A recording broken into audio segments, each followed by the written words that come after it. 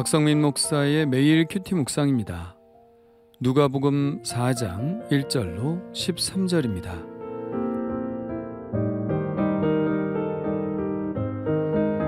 예수께서 성령의 충만함을 입어 요단강에서 돌아오사 광야에서 40일 동안 성령에게 이끌리시며 마귀에게 시험을 받으시더라. 이 모든 날에 아무것도 잡수시지 아니하시니 날수가 다함에 줄이신지라.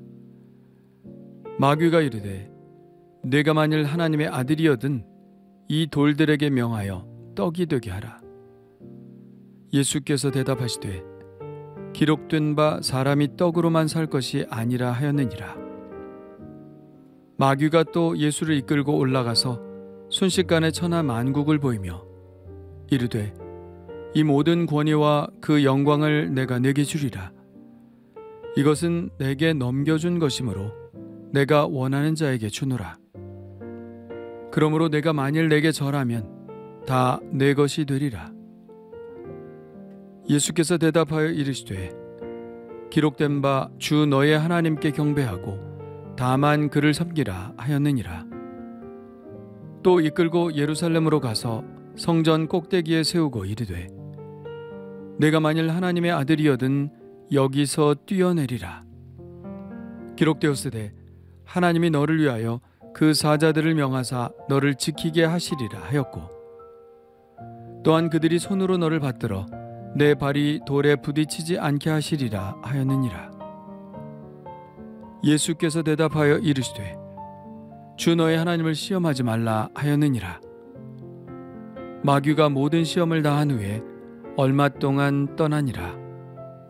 아멘.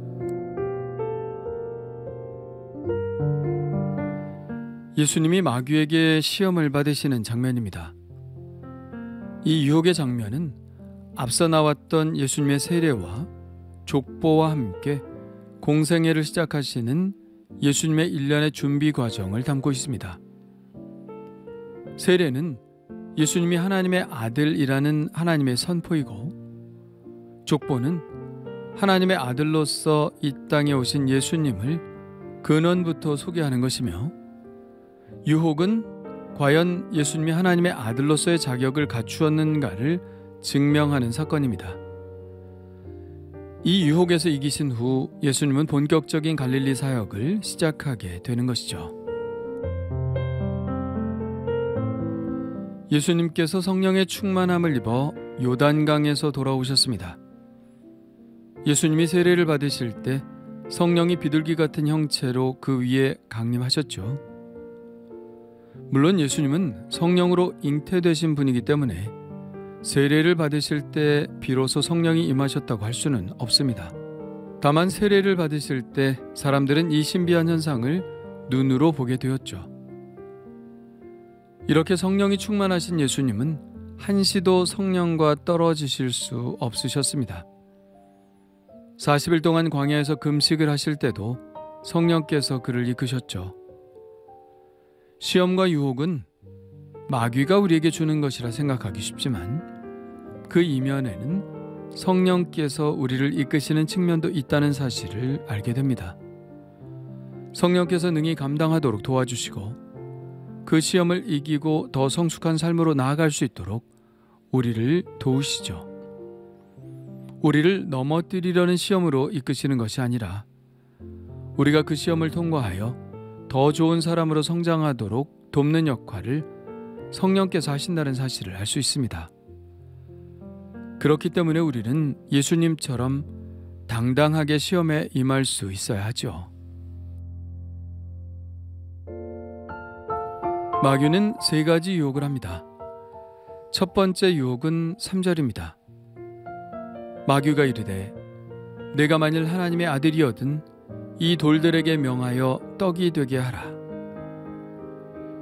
내가 만일 하나님의 아들이거든 이란 말이 오늘 본문에서 2번 등장합니다. 이 말은 마귀의 시험의 성격을 분명히 규정하고 있죠. 이 시험은 예수님이 하나님의 사랑받는 아들이라는 것을 증명하라는 시험인 것이죠. 돌들에게 명하여 떡이 되게 하라는 것은 어떤 상징성을 포함하는 것일까요? 떡은 먹고 사는 문제를 이야기합니다. 사람들에게 너 예수가 하나님의 아들이라는 것을 알게 하려면 먹고 사는 문제를 해결해 주어야 한다는 것이죠.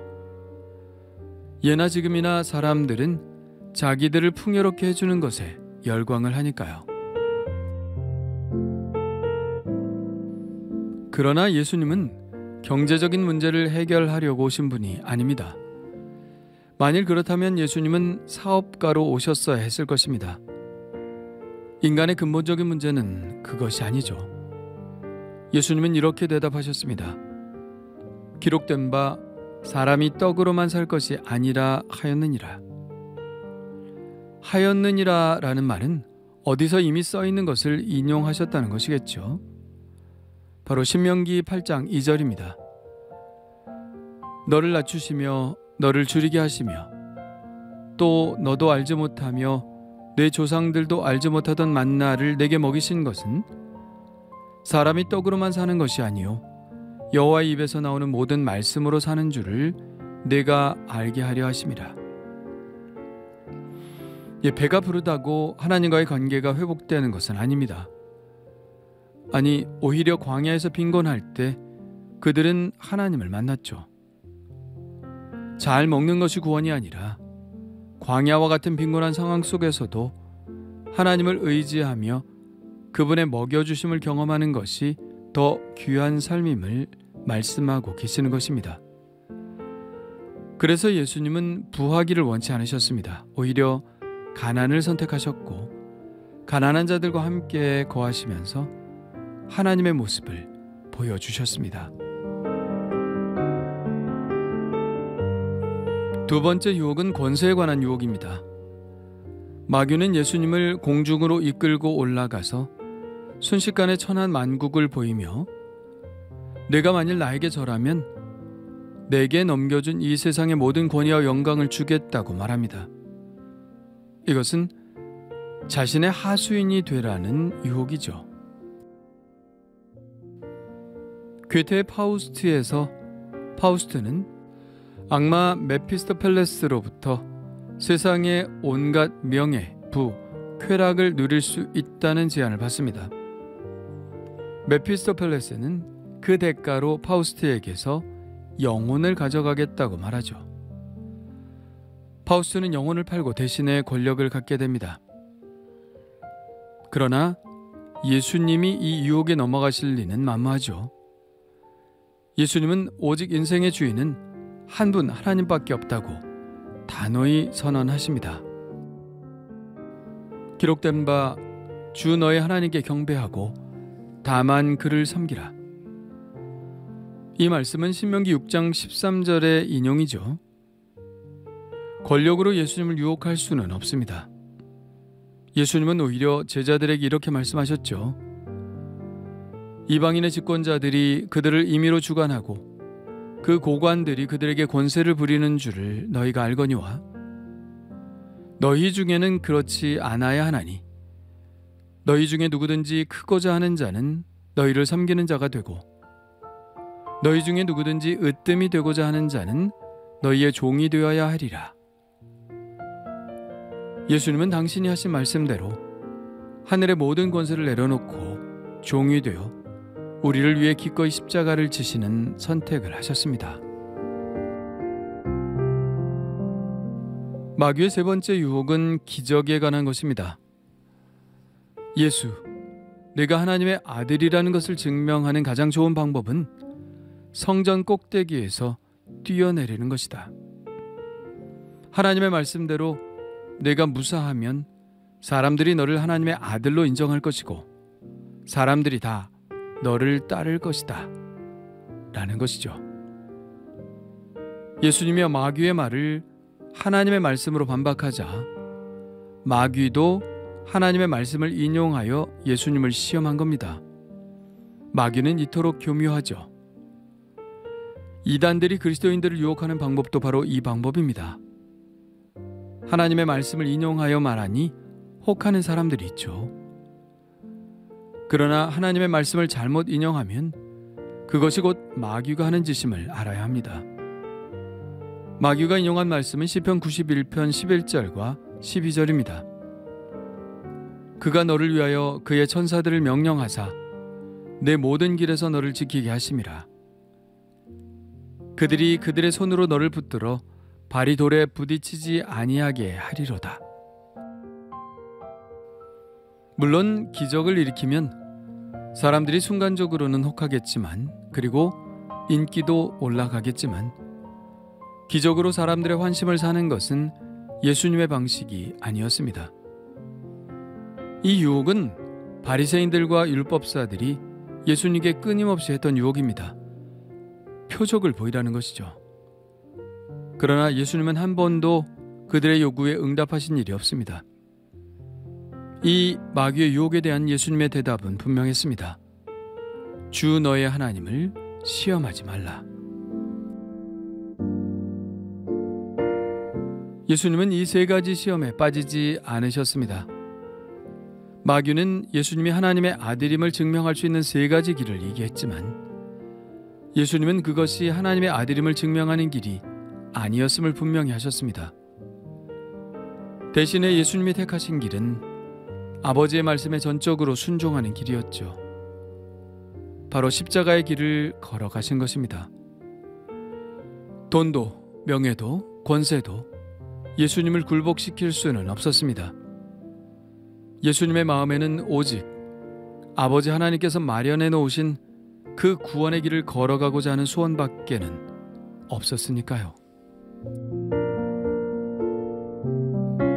마귀의 유혹은 끝난 것 같지만 아직 끝나지 않았음이 13절에 암시되어 있죠. 마귀가 모든 시험을 다한 후에 얼마 동안 떠나니라. 예, 아직 끝나지 않았습니다. 최후의 유혹이 기다리고 있죠. 23장에서 빌라도는 내가 유대인의 왕이냐라고 묻습니다. 그리고 십자가 위에서도 유혹은 계속되죠. 군인들이 희롱하며 내가 만일 유대인의 왕이면 내가 너를 구원하라고 말합니다.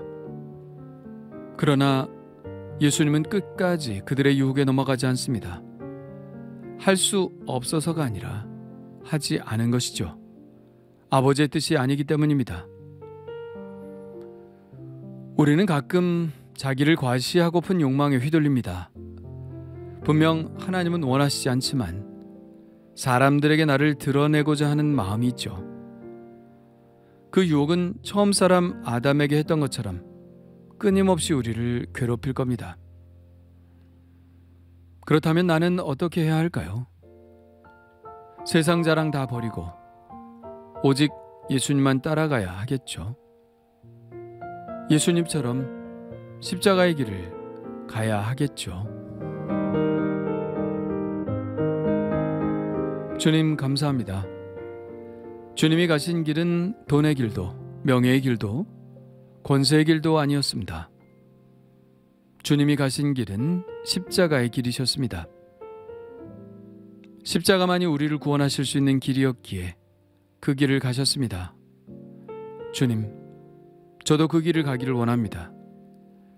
끊임없이 밀려오는 자기 과시의 유혹에서 벗어나게 하시고 묵묵히 십자가를 지는 삶을 살게 하옵소서. 예수님의 이름으로 기도합니다.